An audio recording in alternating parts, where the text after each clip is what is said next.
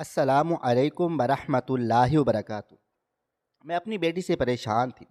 جب بھی اس کے رشتے والے آتے وہ انہیں ذلیل کر کے بھگا دیتی۔ مجھے اس کے غصے سے خوف آتا۔ ایک دن شوہر کے مشورے پر میں اسے نفسیاتی ڈاکٹر کے پاس لے کر چلی گئی۔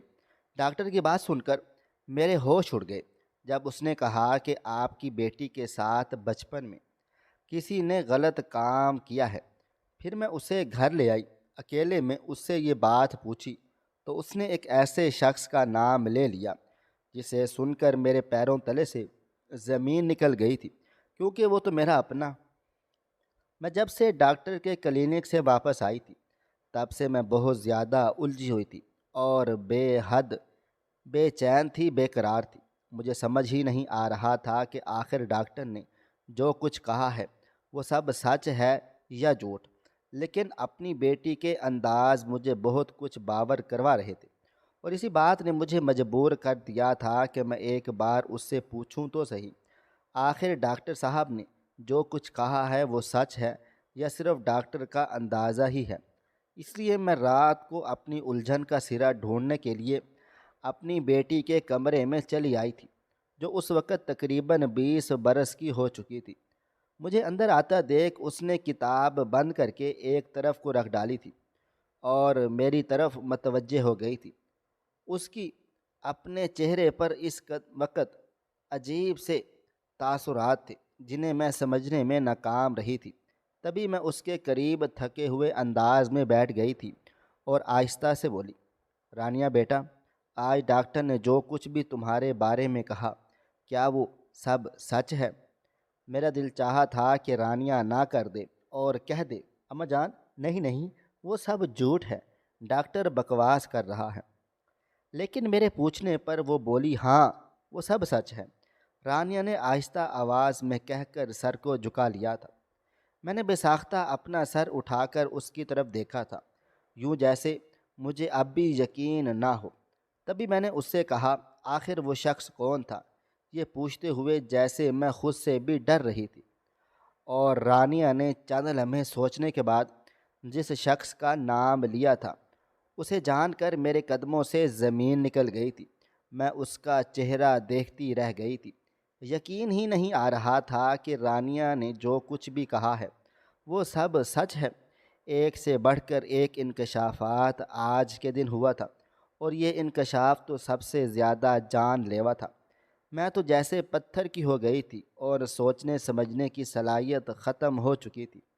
میں اس سے اگلا سوال ہی نہیں کر پائی تھی، لیکن اس نے خود ہی بتانا شروع کر دیا تھا، اور سب کچھ جان کر میرا دل چاہا تھا کہ زمین پھٹے اور میں اس میں سما جاؤں۔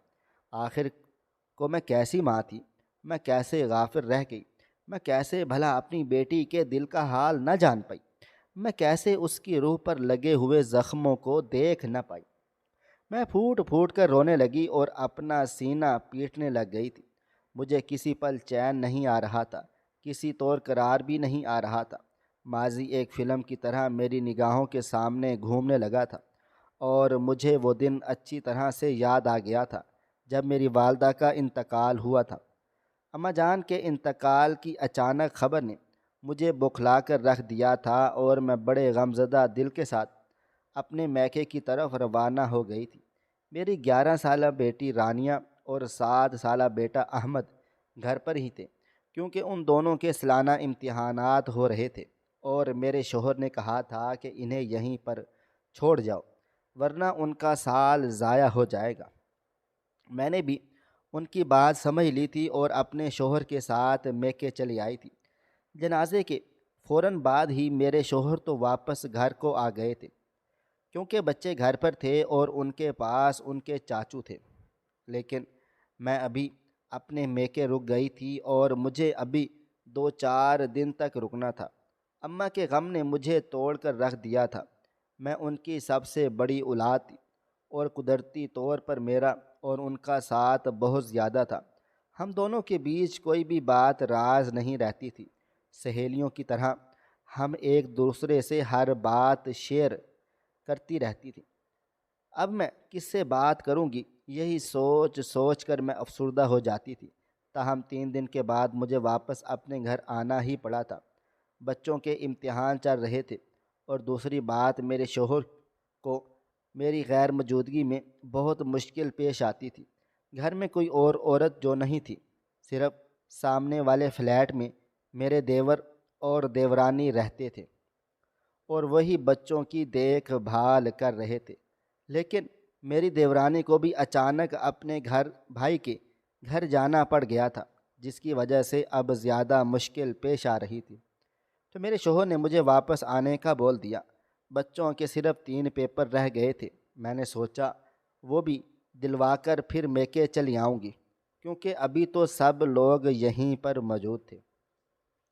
میں گھر پہنچی تو میری بیٹی رانیہ مجھے کافی پریشان سی دکھائی دی تھی۔ میں نے اپنی پریشانی میں اس کی پریشانی اور خاموشی کو محسوس نہیں کیا تھا۔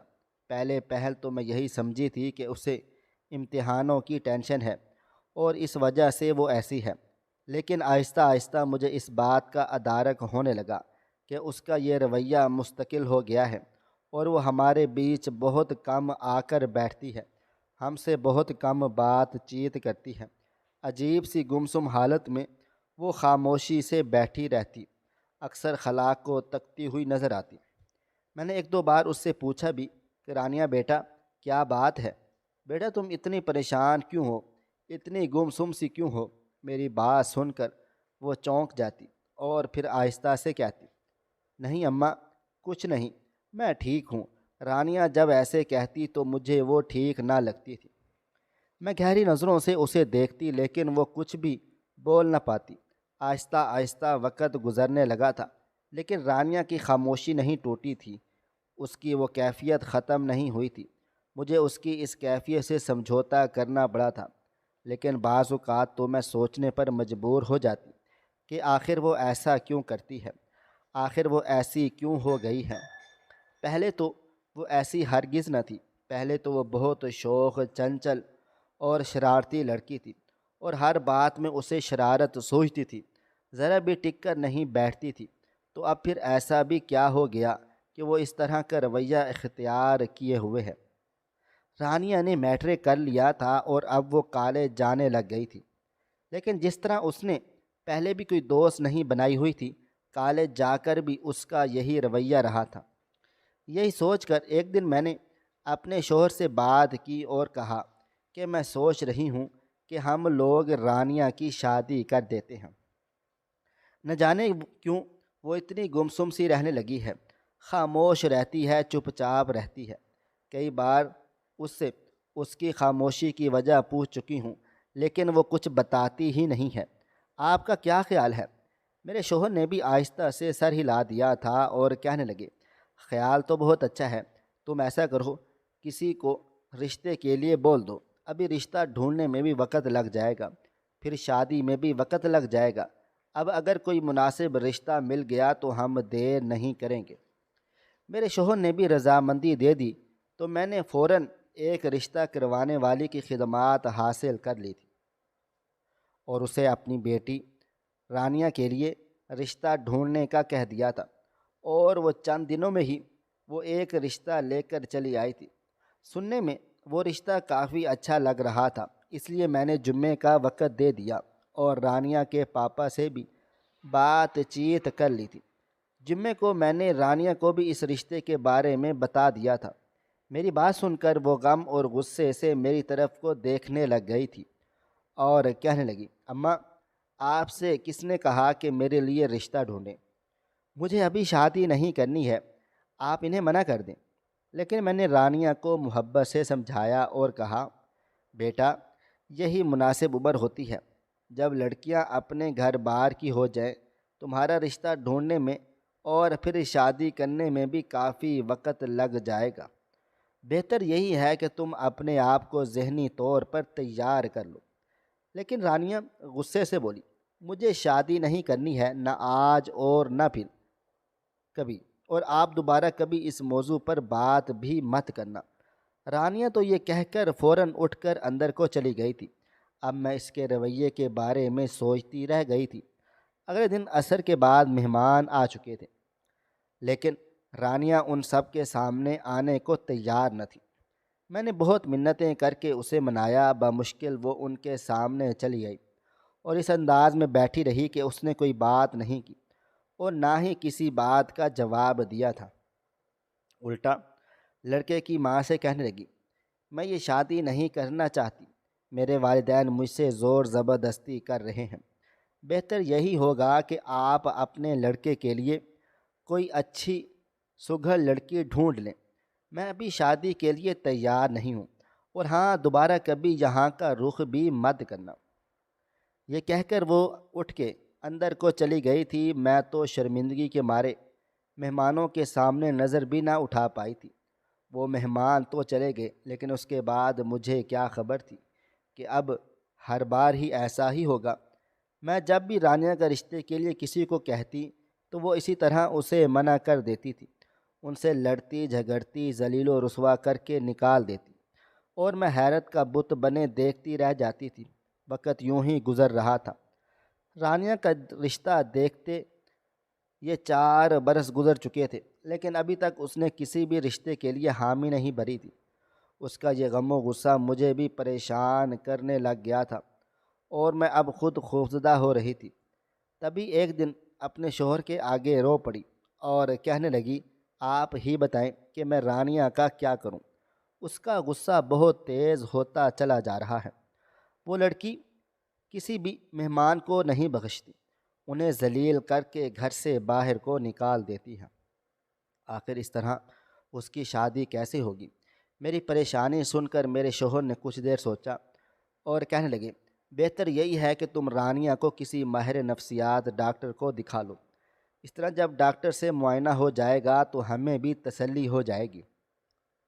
اپنے شوہر کی بات سن کر میں نے حیرانی سے ان کے چہرے کی طرف غور سے دیکھا تھا اور پوچھا، ماہر نفسیات؟ لیکن کیوں؟ ہماری بچی ذہنی طور پر بالکل ٹھیک ٹھاک ہے۔ جبکہ میرے شوہر نے بغور مجھے دیکھ کر کہا، تمہیں اندازہ نہیں ہو رہا کہ وہ ٹھیک نہیں ہے، اسی وجہ سے تو وہ ایسی حرکتیں کر رہی ہے۔ اس کے ذہن میں یقیناً کچھ موجود ہے جو وہ بتا نہیں پا رہی، اور ہم نے اس بات کو جاننا ہے۔ میں کافی عرصے سے رانیہ کی ذہنی حالت کے بارے میں فکر مند ہوں، اس لیے میں تمہیں کہہ رہا ہوں کہ ماہر نفسیات کے پاس لے کر اسے چلی جاؤ، اور اگر اس کے ذہن میں کچھ ایسا ویسا ہے تو ہمیں اس کی مدد ضرور کرنی ہوگی، اسے اس فیز سے نکالنا ہوگا۔ میرے شوہر کی باتوں نے میرے اندر کی الجھن کو پیدا کر دیا تھا، تاہم میں نے بہتر یہی سمجھا تھا کہ ان کے مشورے پر عمل کر کے اپنی بیٹی کو لے جاؤں، اور اس لیے میں نے شہر کے ایک معروف ماہر نفسیات کی اپوائنٹمنٹ لے لی تھی اور رانیہ کو لے کر وہاں پہنچ گئی تھی۔ رانیہ کا تقریباً 2 گھنٹے کا سیشن چلا تھا۔ میں کوفت اور بے چینی سے باہر کو بیٹھی منتظر تھی کہ ڈاکٹر مجھے کیا بتاتا ہے، لیکن میرے وہم و گمان بھی نہ تھا کہ ڈاکٹر مجھے ایک ایسی بھی کوئی حقیقت بتائے گا جو مجھے جیتے جی مار ڈالے گی۔ رانیہ کے سیشن کے بعد ڈاکٹر صاحب نے رانیہ کو باہر بھیج دیا اور مجھے اندر بلوایا، اور تبھی کہنے لگا، دیکھیے مسز اشتیاق، میں نے آپ کی بیٹی سے باتیں کرنے کی بہت کوشش کی ہے، لیکن وہ ابھی کھل نہیں رہی، مجھ پر اعتماد نہیں کر رہی، لیکن پھر بھی جتنا میں اس سے جان پایا ہوں اور جتنا میں نے اس سے سنا ہے، اس لڑکی کے ساتھ بچپن میں کسی نے زیادتی کی ہے۔ یہ سن کر میں منہ کھولے ڈاکٹر صاحب کا چہرہ دیکھنے لگی، اور تبھی آہستہ سے بولی، ڈاکٹر صاحب یہ آپ کیا کہہ رہے ہیں؟ ایسا کچھ بھی نہیں ہے۔ تو وہ کہنے لگا کہ میں بالکل ٹھیک ٹھاک کہہ رہا ہوں۔ اب اپنے میکے گئی ہوئی تھی، آپ کی والدہ کا انتقال ہوا تھا، اور اس وقت ہی اس دوران اس بچی کے ساتھ کسی نے زیادتی کی ہے۔ وہ آپ کو بتانا چاہتی تھی، لیکن آپ اس وقت غم زدہ تھیں اور اپنی والدہ کے دکھ سے باہر کو نہیں آئی تھی، اس لیے اس نے اپنے غم کو اور اپنے زخموں کو اندر ہی چھپا لیا تھا۔ وہ زخم اس کے لیے ناسور بن گیا تھا، اس کے دل و دماغ میں ایک گرہ پڑ گئی ہے جو اب کھلنے کا نام ہی نہیں لے رہی۔ اگر آپ اسے اسی طرح باقاعدگی سے سیشن کروانے کے لیے لاتی رہیں گی اور اسی طرح اس سے محبت کا اظہار کریں گی تو تبھی وہ آپ پر اعتماد کر کے آپ کو سچ بتا سکے گی، ورنہ شاید وہ یوں ہی گھٹ گھٹ کر مر جائے گی۔ ڈاکٹر صاحب کی باتوں نے میرے اندر ایک نئی جنگ چھیڑ ڈالی تھی۔ میں کس طرح سے گھر واپس پہنچی مجھے کچھ خبر نہ تھی، لیکن وہ سارا دن میرا ایک عجیب سی کشمکش میں گزرا تھا۔ میں نے رانیہ سے کوئی بات نہیں کی اور نہ ہی اس سے اس بابت پوچھا تھا کہ میں خود کو لعنت ملامت کر رہی تھی کہ آخر مجھے اتنے برسوں سے کیوں خبر نہ ہوئی۔ مجھے اب بھی وہ دن اچھی طرح سے یاد آ رہا تھا جب میں اپنی والدہ کے انتقال پر گئی تھی اور رانیہ کا گمسم انداز مجھے بہت کچھ بتانے کے لیے کافی تھا، لیکن میں ہی اپنے دکھ نہیں سمجھ سکی تھی۔ رانیہ کے کمرے میں پہنچ کر جب میں نے اس سے اس شخص کا نام دریافت کرنا چاہا تو اس نے جو کچھ مجھے بتایا وہ میرے قدموں تلے سے زمین نکل گئی تھی۔ رانیہ کہنے لگی، نانی کے انتقال پر جب آپ لوگ گاؤں چلی گئیں تو اس کے بعد ہم گھر میں اکیلے تھے۔ پاپا ابھی سے دفتر سے واپس بھی نہیں آئے تھے کہ سامنے سے چاچو چلے آئے۔ چاچو نے جب مجھے اور بھائی کو اکیلے دیکھا تو کہنے لگے، تم لوگ ایسا کرو کہ گھر پر ہی آ جاؤ، کھانا وغیرہ کھا لو اور وہیں پر کھیل کود لینا، پھر جب تمہارے بابا آ جائیں گے تو تم یہاں پر آ جانا۔ ہم دونوں چاچو کے ساتھ ان کے فلیٹ پر چلے گئے۔ چاچی اس وقت بازار گئی ہوئی تھی۔ میں اور بھائی مل کر کھیلنے کودنے لگے۔ چاچو نے ہمیں نوڈلز بنا دیے اور ہم بیٹھ کر وہ کھانے لگ گئے تھے۔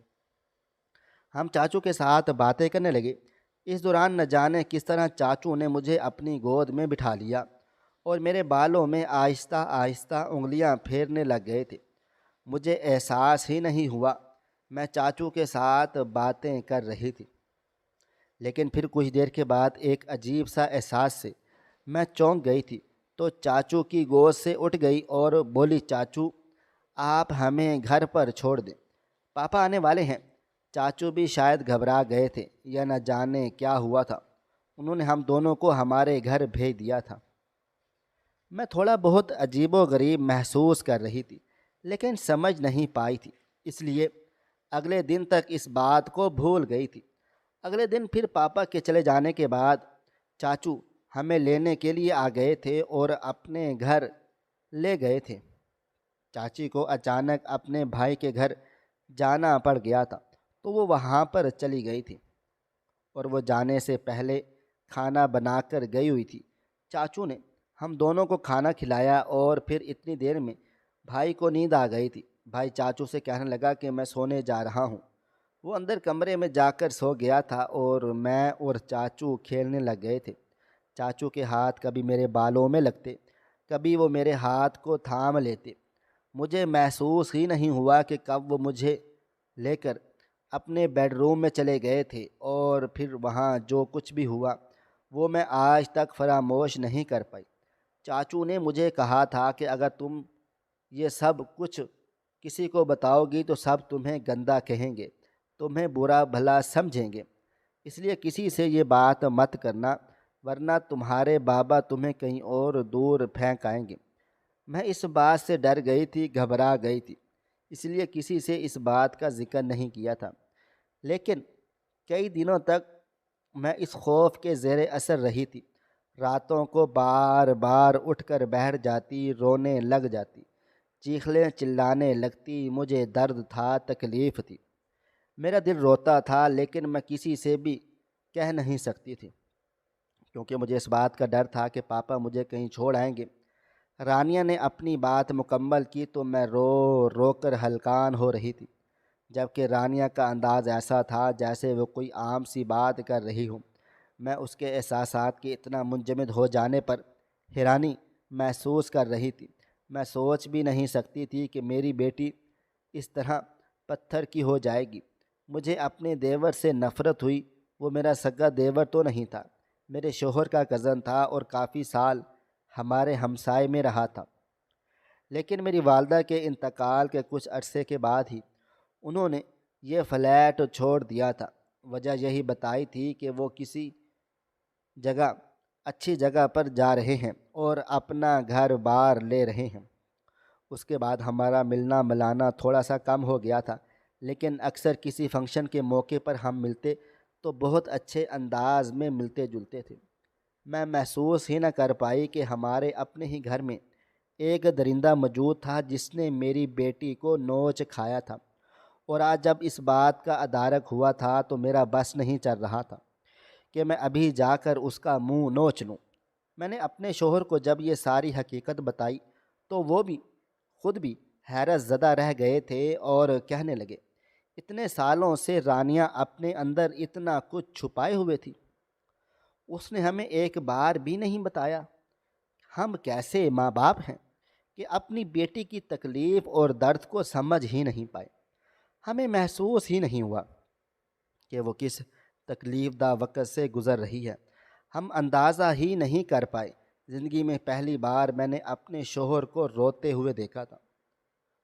ہم دونوں میاں بیوی آج اس نقصان پر زار و قطار رو رہے تھے جو کہ برسوں پہلے ہو چکا تھا۔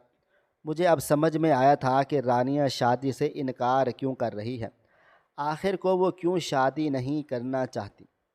تب میں نے ایک فیصلہ کرتے ہوئے اپنے شوہر سے کہا کہ مجھے جاوید کے گھر لے کر چلیں، مجھے اس کا گریبان پکڑنا ہے اور اس سے اپنی بیٹی کی بربادی کا بدلہ لینا ہے۔ میں اور میرے شوہر اسی وقت جاوید کے گھر چل پڑے تھے، جس سے ملے ہوئے ہمیں تقریباً 1 سال سے زیادہ ہو گیا تھا۔ وہاں پہنچے تو جاوید کی بیوی نے دروازہ کھولا تھا۔ اس کی حالت کافی بری لگ رہی تھی، الجھے بال اور شکن آلود کپڑے، چہرہ تھکا تھکا سا، زرد رنگت اور کمزور وجود۔ میں اسے دیکھ کر حیران رہ گئی تھی اور بے ساختہ میرے منہ سے نکلا تھا، یہ تمہیں ہو کیا گیا ہے؟ تم تو اچھی بھلی تھی، اتنے وقت میں کیسے اتنا بدل گئی؟ میری بات سن کر وہ پھیکی سی ہنس دی تھی اور کہنے لگی، بھابھی بس وقت سب کچھ بدل دیتا ہے، آپ لوگ اندر آئیں، باہر کیوں کھڑے ہیں؟ ہم اس کی موجودگی میں اندر چلے آئے تو اندر ایک سناٹے اور ویرانی نے ہمارا استقبال کیا تھا۔ میرا دل گھبرانے لگا تھا۔ جاوید کے کوئی اولاد نہ تھی۔ کافی عرصے سے وہ دونوں میاں بیوی بہت علاج معالجہ کروا رہے تھے، لیکن اللہ تعالیٰ کا کرم نہیں ہوا تھا اور اب ان کے گھر میں واضح طور پر یہ کمی محسوس ہو رہی تھی۔ ہم سیدھا جاوید کے کمرے میں چلے آئے تھے جو اس وقت بستر پر لیٹا ہوا تھا۔ اس کی حالت دیکھ کر لگ رہا تھا جیسے وہ بہت زیادہ بیمار ہے۔ میں نے اس کی بیوی سے پوچھا کہ اسے کیا ہوا ہے، تو وہ کہنے لگی کہ یہ 1 سال سے زیادہ کا عرصہ ہو گیا ہے بستر پر ہے۔ فالج کے اٹیک نے انہیں جیسے مفلوج کر کے رکھ دیا تھا اور اب وہ اپنی مرضی سے حرکت بھی نہیں کر سکتے ہیں۔ جاوید کی یہ حالت دیکھ کر جیسے میرے دل میں ایک اطمینان سا اتر آیا تھا۔ میں ایک دم آگے بڑھی اور اس کی آنکھوں میں آنکھیں ڈال کر کہا، جاوید تم نے جو کچھ میری بیٹی کے ساتھ کیا، قدرت نے خود بخود تو اس سے اس بات کا بدلہ لے لیا ہے۔ تجھے یوں محتاج کر کے اس نے عبرت کا نشان بنا دیا ہے اور آج میرے دل کو ٹھنڈک پہنچ گئی ہے۔ میں تو تجھ سے اپنی بیٹی کا بدلہ لینے آئی تھی، لیکن تو خود قابل رحم ہے اور اب میری دعا ہے کہ تو اسی طرح بستر پر پڑا پڑا سسک سسک کر اپنی موت مانگے اور تجھے موت بھی نہ آئے۔ میں نے نفرت سے کہتے ہوئے جاوید کو دیکھا تھا، اس کی آنکھوں سے آنسو بہے چلے جا رہے تھے اور پچھتاوے نمایاں نظر آ رہے تھے۔ میں واپس مڑی تو اس کی بیوی دروازے میں ہی کھڑی ہوئی تھی۔ اس کے چہرے پر کرب تھا اور آنکھوں میں آنسو تھے، یوں جیسے مجھ سے کوئی التجا کر رہی ہو۔ لیکن میں نے اس سے نظریں چرائیں اور باہر کو نکل آئی تھی۔ میرے شوہر میرے پیچھے پیچھے آ گئے تھے۔ میں نے اپنے ہاتھ کی پشت سے اپنے آنسوؤں کو صاف کیا تھا اور بے اختیار آسمان کی طرف دیکھا تھا۔ مجھے اب اطمینان ہو گیا تھا کہ رانیہ کا بدلہ پورا ہو گیا ہے۔ میرے شوہر نے میرا ہاتھ تھام کر جیسے مجھے حوصلہ دیا اور میرے ساتھ چل پڑے۔ میں اب اپنے دل میں ایک گہرا اطمینان محسوس کر رہی تھی، لیکن پھر بھی اس بات کا قلق ہمیشہ ہمیشہ میرے ساتھ ہی رہنا تھا کہ میں اپنی بیٹی کی حفاظت نہیں کر پائی۔ میں اس کے پھول سے وجود کو مسلنے سے روک نہ پائی تھی۔ میں ایک ناکام ماں ہوں جس نے اپنی بیٹی کے دکھ کو محسوس ہی نہیں کیا تھا اور اسے تباہ و بربادی سے بچا ہی نہ پائی تھی، اور یہ پچھتاوا ساری زندگی میرے دل میں ہی رہنا تھا، اور اب مرتے دم تک مجھے اسی کے ساتھ ہی جینا تھا۔ ناظرین، آپ کو آج کی کہانی کیسی لگی؟ کومنٹ باکس میں اپنی رائے کا اظہار کریں۔ ملتے ہیں کل ایک نئی اور دلچسپ کہانی کے ساتھ۔ اللہ حافظ۔